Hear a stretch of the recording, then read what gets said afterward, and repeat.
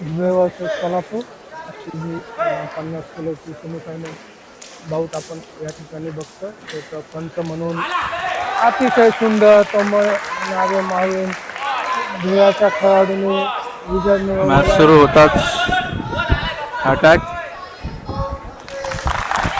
आणि ओकोरी रिजिमेच्या तंत्राद्वारे चोक देऊन मॅच संपवलेली आहे. 12 सेकंदातच विजय हा प्राप्त केलेला आहे धुळ्याचा खेळाडू हिमांशू. कॅडेटच्या नियमानुसार जर चोक बसल्यानंतर प्लेअरने टॅप केले नसेल तर त्याला पुढची मॅच खेळता येणार नाही. हिमांशूने अतिशय चांगला तोमय नागे मागा. विकास सर तुम्हाला काय वाटतं तोमय नागे कसा नक्कीच